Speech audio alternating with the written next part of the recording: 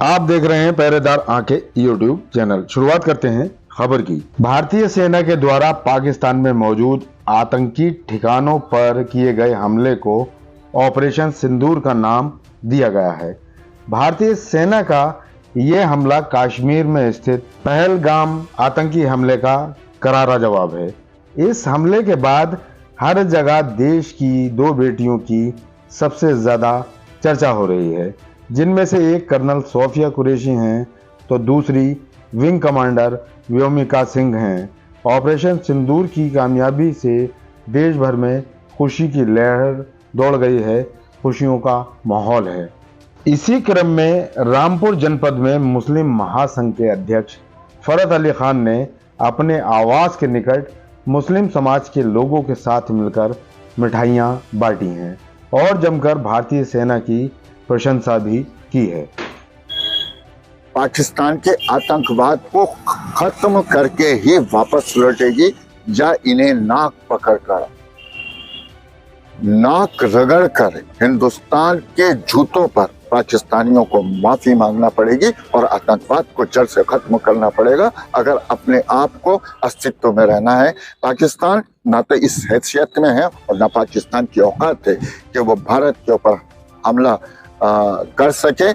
एक कुरान शरीफ की एक सूरत है, मैं आपके माध्यम से यहाँ पढ़ दूँ। नस्रुम मिनल्लाहि व फतहुन करीब। अल्लाह से सीधी दुआ है कि जो हमारे मुल्क की फौज है उसकी अल्लाह ताला तो हिफाजत करना और फतेह देना, ये इस दुआ का सारांश है। नस्रुम मिनल्लाहि व फतहुन करीब। हम अपनी भारत की सेना के लिए सारे मुसलमान ये दुआ करते हैं। एक चीज़ और बताता चलो कि पहले तो कोई पाकिस्तान की औकात हैसियत नहीं है, लेकिन मुसलमानों से अपील करूंगा कि अगर कोई ऐसी स्थिति बने तो मस्जिदों में ताले ना डालें, मस्जिदों को खुला छोड़ें। हो सकता है कोई अपनी जान बचाने के लिए या अपनी परेशानियों में मस्जिदों में दाखिल हो। अब मस्जिदों को क्योंकि जंग के सायरन बज चुके हैं, ऊपर वाला ना करे कि बड़ी जंग हो, अगर हो तो हर मुसलमान अपने मुल्क के लिए दुआएं करें, कलाम पाक पढ़ के दुआ मांगे, फतेह की दुआ मांगे, क्योंकि हमें ख्वाजा गरीब नवाज की यहाँ जो मज़ार है उसकी भी हिफाजत करना है। पाकिस्तान के लिए ऐसी बद्दुआ करें कि अल्लाह या तो उसे तू तबाह कर दे या हमारे भारत की फौज उसे तबाह कर दे। भारतीय सैनिक को आपको यकीन दिलाना चाहता हूँ कि एक एक मुसलमान की अगर खून की जरूरत पड़ेगी तो खून का एक एक खतरा अपनी सेना के लिए दे देगा, अपने देश के लिए दे देगा। लेकिन जो एहतियातें हैं उसके तौर पर आप पानी की सबीलें तैयार रखें, अपने यहाँ पानी तैयार रखें। और डॉक्टरों से अपील करूंगा कि कोई किसी भी मजहब का डॉक्टर हो वो उस वक्त में पैसे ना बढ़ाए, अपने मरीजों को देखे, क्योंकि जंग अगर होती है, अल्लाह ना करे, भगवान ना करे, तो फिर हालात बद से बदतर होते हैं। हम जो ये अतिया इकट्ठा करते हैं, राशन इकट्ठा करते हैं, उसमें माफिया गिरी नहीं करें, क्योंकि हो सकता है कि राशन तो बच जाए आपका, जो आप ब्लैक कर रहे थे आप नहीं बचे। इसलिए ऊपर वाले का हुक्म को मानते हुए डॉक्टर अच्छी दवाई, राशन वाले सस्ता राशन दें, ये मुल्क की सेवा है। अगली कड़ी में भारतीय जनता पार्टी के वरिष्ठ नेता एवं मुस्लिम चेहरे के रूप में विख्यात पूर्व केंद्रीय मंत्री मुख्तार अब्बास नकवी का भी है, जिन्होंने अपने शंकरपुर स्थित आवास पर सबसे पहले तो भाजपाइयों से मुलाकात की है। वहीं मीडिया से रूबरू होकर उन्होंने पाकिस्तान पर चलाए गए ऑपरेशन सिंदूर की जमकर सराहना भी की है।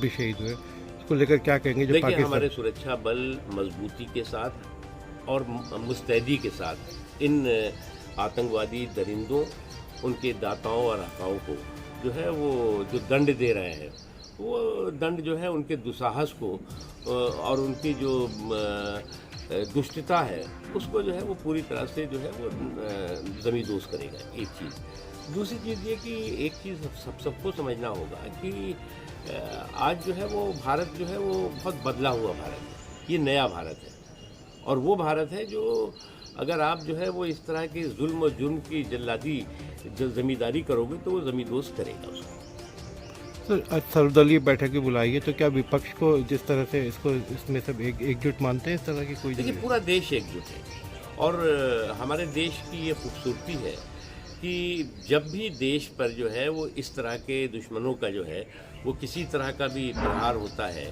किसी भी तरह का जो है वो चुनौती होती है, तो पूरा देश एक स्वर में एक साथ खड़ा होता है। और आपने देखा होगा कश्मीर से लेकर कन्याकुमारी तक, कच्छ से लेकर कटक तक, हर कोना, हर संप्रदाय जो है वो इस लड़ाई में एकजुट होकर के एक स्वर से खड़ा हुआ। हाँ, लेकिन एक चीज़ मैं कहना चाहूँगा कि सोशल मीडिया पर कुछ एंटी सोशल एक्टिविटी कुछ लोग कर रहे हैं, उनको हम बिना मांगी सलाह ये देंगे कि भैया हमारी लड़ाई इन देशद्रोही दहशतगर्द दरिंदों से है, हमारे देश प्रेमी बाशिंदों से नहीं है। आप देशद्रोही दरिंदों से लड़िए, लेकिन देश प्रेमी बाशिंदों के साथ मत भिड़िए।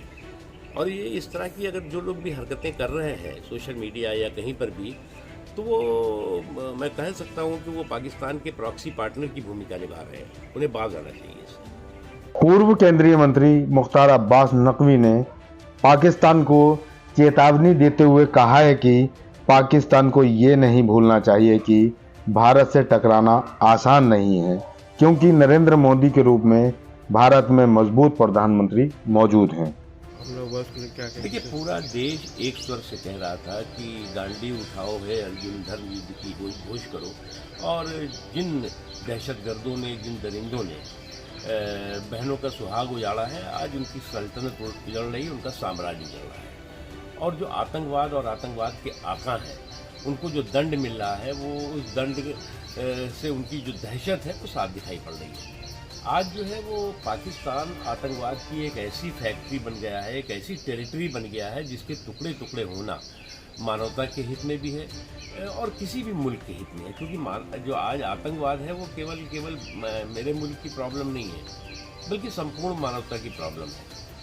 और जो लोग आतंकवाद को की उपज को जो है वो अपना राष्ट्रीय उद्योग बनाकर बैठे हुए थे, आज उस देश में क्या है, उस आतंक के आंगन में जो है वो आटे की आफत दिखाई पड़ रही है। और इस कंगाली में भी पाकिस्तान अगर आतंकवाद का मवाली बना हुआ है, तो वो इस बात का प्रमाण है, इस बात का प्रतीक है कि आतंकवादियों को, जिन आतंकवादियों को तुमने पाला पोसा, जिन आतंकवादियों का तुमने संरक्षण किया, जिन आतंकवादियों का तुमने संवर्धन किया, आज वो पूरे विश्व की शांति के लिए, पूरी मानवता के लिए और तमाम मुल्कों के लिए चुनौती बने हुए हैं। इसलिए जो आतंकवादियों के जुल्म जुर्म को ज़मींदोज़ करना मानवता का भी कर्तव्य है और एक धर्म युद्ध है। और मैं मानता हूं कि इस जो बहनों का और बच्चियों का सुहाग उजाड़ा है, उनको जो है उनका भाई नरेंद्र मोदी जो है उनकी सल्तनत को उजाड़ रहा है। पूर्व केंद्रीय मंत्री मुख्तार अब्बास नकवी ने जमकर पाकिस्तान पर अपनी भड़ास निकाली है और वहीं भारतीय सेना के शौर्य व पराक्रम की सराहना की है। सिंदूर को जो आविष्कार करने वालों को कहा, इस हमले को लेकर कहा है, जो इसको क्या कहेंगे? देखिए मैं मानता हूं कि आज पूरा देश, और न केवल पूरा देश बल्कि पूरी दुनिया में जो देश भी और जो भी लोग आतंकवाद की इस जुल्म और जुर्म से प्रभावित हैं, वो सब लोग इस बात को चाहते हैं कि जो ये धर्म युद्ध शुरू हुआ है, ये जो है इसका निर्णायक जो है अंत होना चाहिए। और उन आतंकवादियों के आकाओं का जो है, और जिन्होंने जिस तरह से जो है इन आतंकवादियों को पाला पोसा है, इनको जो है वो संरक्षण दिया है, संवर्धन किया है उनका, उसका सफाया होना चाहिए। और इस आतंकवाद की फैक्ट्री और टेरिटरी के टुकड़े टुकड़े होना मानवता के हित में है। पूर्व केंद्रीय मंत्री मुख्तार अब्बास नकवी का ये भी कहना है कि इस माहौल में पूरा देश एक है, सभी एकजुट हैं और इसी का नतीजा है कि पाकिस्तान आज मुंह की खाकर बैठा हुआ है। क्या लग रहा है कि इनको अपना आत्मचिंतन करने के बजाय अपने आंगन में जो आटे की आफत है उसकी चिंता करने के बजाय जो है वो इस कंगाली में जो है वो आतंकवाद का मवाली बन करके जो है वो आप आतंकवादियों के जो है वो सरगना बनने की कोशिश करें, तो ये किसी भी जो है वो देश, कोई भी दुनिया का देश जो है इसे स्वीकार नहीं करेगा। और आपके देश में दिक्कत क्या है कि आतंकवाद को जो है वो आपने एक राष्ट्रीय उद्योग बना दिया है। और आतंकवादी दरिंदों को जो है वो राष्ट्रीय पशु बना लिया है, जिनका संरक्षण करना, जिनको जो है सुरक्षा करना आपने जो है वो राष्ट्रीय कर्तव्य अपना समझ लिया है। तो इस तरह की जो आतंकी टेरिटरी है उसके टुकड़े टुकड़े होना जो है वो पूरी दुनिया के हित में है। भाजपा के वरिष्ठ नेता एवं पूर्व केंद्रीय मंत्री मुख्तार अब्बास नकवी ने सोशल मीडिया पर कई तरह की टिप्पणियों का भी विरोध किया है। उनका साफ कहना है कि अगर जो लोग इस तरह की टिप्पणी करते हैं वो कहीं ना कहीं जो आतंकवादियों के जो मंसूबे थे उनको कहीं ना कहीं शहद देते हुए नजर आ रहे हैं। उन्होंने इस तरह की टिप्पणी करने वालों पर तीखा हमला बोला है। उसके लिए वो चाहते हैं कि भारत और पाकिस्तान के बीच जो तनाव है वो ख़त्म हो। देखिए, भारत की नीति तो एक है, भारत की नीति साफ है कि तुम छेड़ोगे तो छोड़ेंगे नहीं। और नरेंद्र मोदी जी ने पहले ही कहा था कि तुम अगर छेड़ोगे तो तुम्हें छोड़ा नहीं जाएगा। अब आप बार बार अगर छेड़ने की हिमाकत कर रहे हैं, आप बार बार छेड़ने की जो है वो दुष्टता कर रहे हैं जो है वो, तो फिर आपको ये उसका जो है वो अंजाम भुगतने के लिए तैयार होना होगा। खबरों का सिलसिला जारी है, देखते रहिए आप पहरेदार आंखें यूट्यूब चैनल।